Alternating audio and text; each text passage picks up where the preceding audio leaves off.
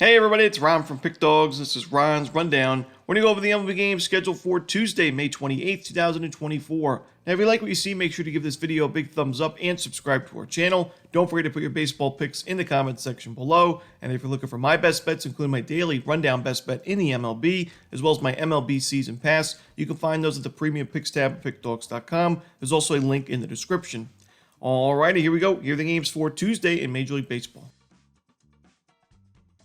Next up, we see the Boston Red Sox taking on the Baltimore Orioles. Brian Bayo and Grayson Rodriguez are your starters. Your two solid starting pitching options that have been a little bit inconsistent this year. Grayson Rodriguez, it's been the control. He's given up 11 walks in his last 3 starts combined, including 5 in that last game against the White Sox. It was the big reason why he wasn't able to go deeper in that game, and that was against a pretty weak lineup. And now you face the Red Sox, who are number 2 in baseball in the month of May in isolated power against righties.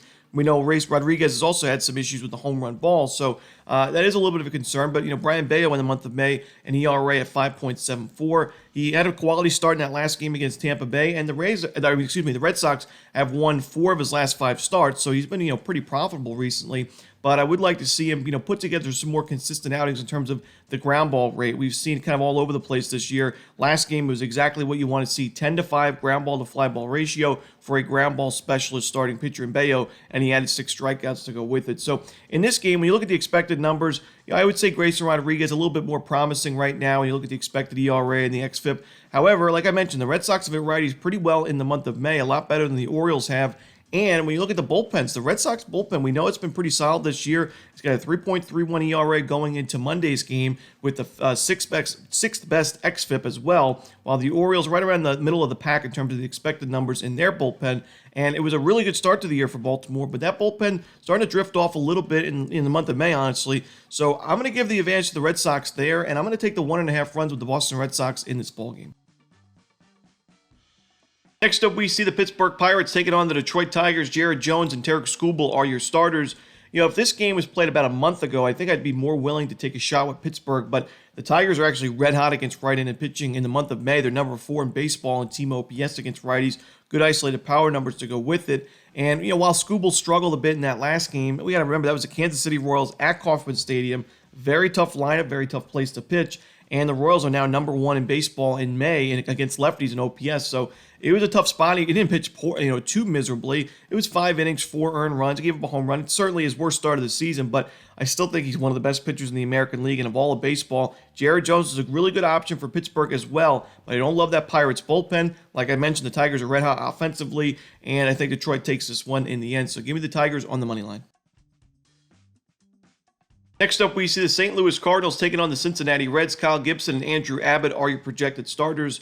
I like what I'm seeing from Kyle Gibson recently. He's given up 2 earned runs or fewer in 4 of his last 5 starts, and even that one game against the Red Sox where he struggled and gave him 5 runs, he was able to go 6 innings and give the Cardinals a chance to win that game. They went on to win it 10-6 the final. So he's been pretty profitable recently. And the Reds, when you look at while they had a nice series against the Dodgers at Great American, they're still one of the worst teams in the month of May against righties offensively. 29th in team OPS. Isolated power a little bit better, but still below league average. The strikeout rate 27%. So I think Gibson pitches pretty well in this game. He's only had 1 career start, believe it or not, at Great American Ballpark, and he had 10 strikeouts across 6 innings in a pretty successful outing. So on the other side, Andrew Abbott, he's pitched well this year, 2.68 ERA, even better numbers at Great American Ballpark. I think he'll pitch pretty well, but this Cardinals offense, while it's improved more against righties than lefties, is just improving in general in the month of May, where they just had a lot more competitive at-bats, and I think they can get to Abbott for a few runs. And then when it comes down to the bullpens, if both starting pitchers kind of cancel each other out, I think St. Louis has one of the best bullpens in baseball, so I got to give the edge to the Cardinals in this one. I'm going to take them on the money line. Next up, the Oakland Athletics taking on the Tampa Bay Rays. We're going to see Mitch Spence and Zach Littell as the projected starters for now, but there is no official lineup for this game, so we could see a pitching change. I remember at the very beginning of the season, the Oakland A's were actually a much better road team than they were at home. However, that's changed quite drastically recently. And you look at the last 3 road series for Oakland. Now, they played tough teams, but still, they were 1-9 in that road trip against the Mariners, where they lost 2 of 3. They got swept in a 4-game series against the Astros and swept against the Royals in 3 games, and a lot of those were run line losses as well. 8-4, 5-3, 6-2, 8-1, 3-0, 9-2, 8-4. A lot of blowouts in that stretch. So the Rays, we know, play their better ball at Tropicana Field, a tough place to play. And Zach Littell, this is he's a starting pitcher that, while it's not always pretty, he still has a 3.42 ERA, even better numbers at Tropicana Field. And I think he'll be able to give the Rays 5 to 6 decent innings. Should be enough for a win and a run line cover. The Rays have won 3 of his last 4 starts, and those 3 wins were all by more than 1 run: 7-5, 7-2, and 3-1. So give me the Tampa Bay Rays in this one. I'm gonna lay the 1.5 runs. Next up, we see the Washington Nationals taking on the Atlanta Braves. We're going to see Jake Irvin and Max Fried as your starters. Jake Irvin's pitched really well recently. He's given up 2 earned runs or fewer in 4 of his last 5 starts. The problem's been the run support hasn't been there, and it's why the Nationals are 0-4 in Irvin's last 4 games. And a lot of times he's facing one of the better pitchers in the opposing team's rotation, like we saw on May 17th against Wheeler and the Phillies. And now you see Irvin against Max Fried in this one in Atlanta. I know, Ronald Acuna's loss is a big one for the Braves, and it's just really tough to see him go out for the year. One of the more entertaining players to watch in baseball, and just obviously the reigning MVP in the National League. It's a tough one, but I still think this Braves lineup is potent still, even without Acuna, and Fried is one of the better pitchers in the National League. He hasn't been great at Truist Park, but I still think he pitches well against the Nationals team. It's actually dead last in the month of May in team OPS against lefties, and dead last in isolated power to go with it. So I got to go with the Atlanta Braves in this one, lay the 1.5 runs on the run line. Next up, we see the Chicago Cubs taking on the Milwaukee Brewers. Ben Brown for Chicago, no official starter for the Brewers. Ben Brown's pitched well so far, 3.2 ERA, great strikeout numbers. However, I do expect some regression going forward. The walks have been a little bit of a problem, and while the home runs per 9 is at .46, it hasn't been an issue so far. He is giving up a lot of sharp contact, and I do expect the home run ball to be a problem at some point this year. It's a reason why he's got a 4.76 expected ERA, and when you look at the numbers, he's in the bottom 1st percentile in average exit velocity, bottom 1st percentile in hard hit percentage, 7th percentile in barrel percentage. That means he's given up a lot of sharp contact, and you're facing a pretty powerful and tough lineup in the Brewers here against righties. And a Brewers team that, we don't know the official starter, but if it's a bullpen game, they've got a pretty solid bullpen. So I got to go with the Milwaukee Brewers in this spot on the money line at home. Next up, we see the Kansas City Royals taking on the Minnesota Twins. Cole Ragans and Simeon Woods Richardson are your starters in this one. We mentioned that while Skubal and Ragans was, great matchup, and we mentioned going into the year, these were the top 2 starting pitchers in the AL Central. While Skubal was off to a much better start to the year, Ragans had some shaky outings. We knew that if Ragans could hit that level that we saw from him last year in the second half of the season, which we've seen at times at the beginning of this year, he could go toe-to-toe with Skubal, no doubt about it. And he did that, certainly. He was a much better starting pitcher in that game. 6 innings, 1 hit, no earned runs, and 12 strikeouts in a blowout win for Kansas City. Now the Royals are 4-1 in his last 5 games. And watch out, if Ragans can continue, if he can sustain this kind of, which we saw last year, like we said, in the second half of the season, he was one of the best pitchers in the American League. If he can be that guy, start after start, an already really good Royals team can be a lot more dangerous. And I think they win this game. Woods Richardson's pitched well, but the Royals lineup is really tough to face right now against a lefty, against a righty. I got to go with the Royals on the money line in this one. Next up, we see the Toronto Blue Jays taking on the Chicago White Sox. Kevin Gausman and Mike Clevenger are your starters. To me, this is a lopsided pitching matchup in favor of Toronto. Clevenger struggled notably, giving up a lot of home runs, sharp contact, base runners galore, and not a lot of great, not great strikeout stuff to go with it. He's got 15 Ks through 16 innings.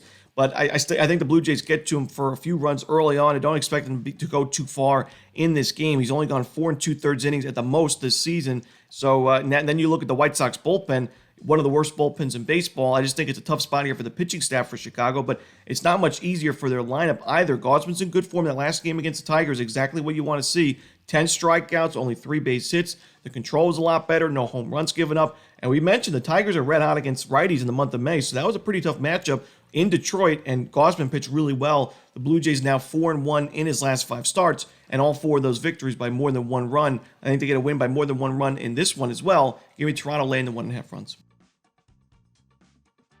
Next up, the rematch of the 2023 World Series between the Arizona Diamondbacks and the Texas Rangers. Brandon Pfaadt and Dane Dunning are your projected starters. Brandon Pfaadt, of course, had a really good postseason last year, but he only faced the Rangers once in the World Series. He pitched okay in that one, 5 1/3 innings, 3 earned runs, kept his team in the ball game, but it just wasn't enough for the Diamondbacks to win that one. But I think Fott right now is the much better option in this particular game after a pretty rough outing against the Padres on May 4th. Since then, in the month of May, Fott's been excellent. His strikeout numbers are starting to pick it up. His last 2 games, 16 Ks, his last 13 innings. He's got a 3.24 ERA overall in the month of May, while Dane Dunning is really laboring in his starts. He only went 3 1/3 and 4 2/3 his last 2 games. A lot of pitches, even though the walks aren't really a problem, only 1 walk in each of those starts. He's just a lot of, he's getting behind the count often. He's given up a lot of sharp contact, a home run that last game against the Phillies. And I don't love him in this matchup against Arizona. Even the Diamondbacks have been pretty inconsistent offensively. I think Fox's a better option. I think the Diamondbacks win this game, get some revenge over the Rangers in this one, at least in game 1. So give me Arizona on the money line. Next up, we'll go to Coors Field as the Guardians take on the Rockies. Tristan McKenzie and Ryan Feltner are your projected starters. Ryan Feltner, it's not too often you see at this point in the season where we have a pretty good sample size, a starting pitcher in the Rockies rotation have a much better ERA at home than they do on the road. I mean, Ryan Feltner on the road, 5.54 ERA, 6 home runs given up, 289 opponents batting average. He has struggled away from Coors, but at home, a sub-4 ERA. He's got more than a strikeout per inning, no home runs given up, a lower opponent's batting average. He's been a lot more trustworthy at Coors Field. His expected numbers are also pretty solid. So while the Guardians are one of the hottest teams in baseball, I think Feltner pitches pretty well in this one. And Tristan McKenzie's had 1 career start at Coors Field. It was a pretty good outing. But in this spot, McKenzie's got that 3.44 ERA, but a 5.21 xFIP, a 5.48 FIP, and a 4.76 expected ERA. The expected numbers are not too kind because his strikeout numbers are way down, the walks are way up, and his home runs per 9 is pretty steep at 1.55. At Coors Field, that is no bueno.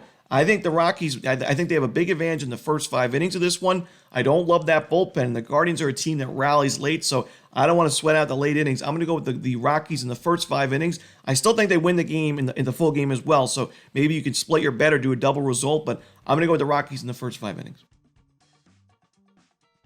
Next up, we see the New York Yankees taking on the Los Angeles Angels. Nestor Cortez and Griffin Canning are your starters. I like the over in this game. I mean, Nestor Cortez has just not been great on the road this year. 0-3 record with a 6.75 ERA and 25 1/3 innings of work. 10 walks to go with it, 5 home runs, and only 23 strikeouts, so less than a strikeout per inning. His last road game was against the Rays on May 11th. He had 4 earned runs, 2 bombs in that one, in a 7-2 Yankees loss. And the Angels have actually been pretty solid against left-handed pitching in the month of May. A rather low strikeout rate, really good power numbers. They're 4th best in isolated power, and their team OPS is number 3 in baseball as well against southpaws. So I think they get to Cortez and Griffin Canning. He's got an ERA above 5 on the season. He's been pitching a little bit better recently, but one of the big problems he has is the home run ball. He's given up 9 so far this year, but 3 in his last 2 starts, 2 of them in the last game against the Houston Astros. We know the home run ball is a big problem to have against the Yankees right now with Aaron Judge virtually hitting a home run every single day. Juan Soto and Stanton, adding a home run here and there as well. So I think that Griffin Canning gives up a home run or 2 early in this one. We know the Angels bullpen's not great. The Yankees bullpen, I've mentioned the regression concerns when you look at the expected numbers. They're not great. So give me the over in Yankees Angels. Next up, we see the Seattle Mariners taking on the Houston Astros. No official starter for Houston, but Luis Castillo should be going for Seattle. Castillo, I've noticed that he's just not been the sharpest at T-Mobile Park in recent outings. So far this year, it's not a crazy, difference, but he's still got a steeper ERA at T-Mobile, which is considered a very pitcher-friendly ballpark, so it's why it's kind of surprising. But Castillo, at times, has given up a lot of sharp contact, a lot of base hits, and extra base hits at home, and we saw that last year against these Houston Astros where he struggled. He pitched really well against Houston at Minute Maid Park, but when he was pitching at home against the Astros, in 6 innings, he gave up 8 base hits, 5 earned runs, and 2 home runs in a 5-1 loss. And then on May 5th, 7 innings, but 4 earned runs, another homer in a 6-4 Mariners loss as well. So I think Houston can get to him for a few runs early. Like I mentioned, the Yankee game last start, he just wasn't sharp. He only went 5 innings. He was in a bases-loaded jam. He was able to get out of that one, but he gave up 2 home runs, absolute bombs, honestly, the home runs, and 3 walks to go with it. So I think the Astros get to him. We'll see who the official starter is. Right now, I'm leaning with Houston, but I also like the over. I think the Mariners can chip in a few runs because we know the Astros bullpen's not been great. So I lean towards the Astros on the money line. We'll see who the official starter is, and give me the over. Next up, we see the Miami Marlins taking on the San Diego Padres. Jesus Luzardo and Matt Waldron are your starters. Luzardo has struggled on the road. Waldron has struggled mightily at Petco Park. Something's got to give in this one unless we see a high-scoring game, but I think, Luzardo's in great form right now. While those starts were at Lone Depot Park, at home, we know Luzardo's been a lot better.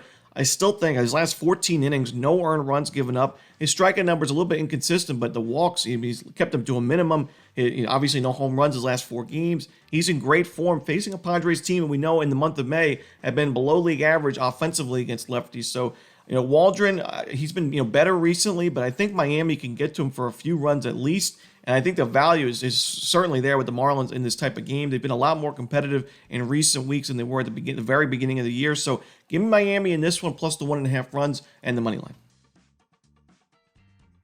Next up, we see the Philadelphia Phillies taking on the San Francisco Giants. Zach Wheeler's going for Philadelphia. No official starter for the Giants in this one. Now, the Giants have to utilize their bullpen a little bit more in this game. While the bullpen ERA is steep right now, I'm not worried about it. It's the 4th best xFIP in terms of bullpen this year in baseball. Their strikeout numbers are good. The home runs per 9, not too bad. The walks are a little steep. That's why they've had a little bit of issues. But I think the Giants' bullpen is going to really improve, just like the Phillies' bullpen did.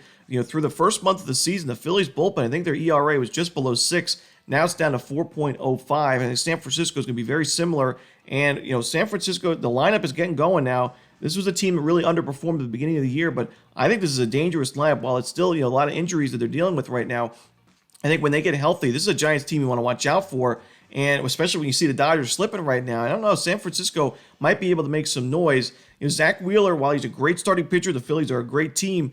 If you bet the Phillies on the money line, every single time Zach Wheeler started the game this year, you're down over $200. You're just not a profitable starting pitcher because you're used to laying really steep prices on the money line, and the Phillies don't always back him up in the run support department. He's got an ERA above 4 on the road this season. For me, it's just not, I can't back him in this spot. I got to go with the San Francisco Giants on the money line. And that's it. Those are the games for Tuesday in baseball. Hope you enjoyed this video. If you did, don't forget to hit that like button and subscribe and put those baseball picks in the comment section below. Again, if you're looking for my best bet, you can find those at Pick Dawgz Premium. As always, this is Romanelli. Good luck.